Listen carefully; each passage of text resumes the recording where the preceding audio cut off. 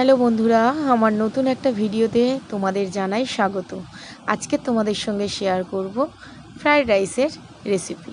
Fried rice কে না খেতে ভালোবাসে বলুন।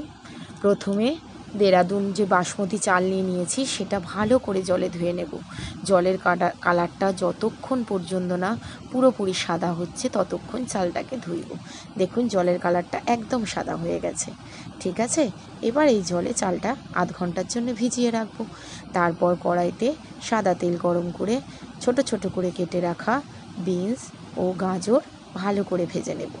অল্প আঁচে নেড়ে নেড়ে অনেকক্ষণ ধরেই ভাজবো, যাতে দুটো সবজিই ভালো মতো সিদ্ধ হয়ে যায়, কিন্তু ক্রাঞ্চি ভাবটাও যেন থাকে। তারপরে ভাতটা করে নেব। দেখুন আমি এখানে গরম জল ফুটিয়ে তার মধ্যে নুন ও তেজপাতা, এলাচ, দারচিনি, লবঙ্গ দিয়ে তার মধ্যে চালটা দিয়ে ভাতটা করে রেখেছিলাম। তারপরে ভাজা সবজিগুলো দিয়ে দিলাম। তারপরে কড়াতে তেলের মধ্যে গরম মশলা দিয়ে ক্যাপসিকামগুলো ভেজে নিলাম এবং কাজু কিশমিশগুলোও ভেজে নিলাম এবং চিনিটা তেলের উপরেই দিয়ে গলিয়ে দিয়ে দিলাম এবং তার উপরে একটু জায়ফল জয়িত্রী ছড়িয়ে দিলাম ও ঘি, অনেকটা পরিমাণে ঘি দিয়ে মিশিয়ে নিলাম। আর তারপরে হাঁড়িটাকে ঢাকা দিয়ে আমি স্টিমে দেব।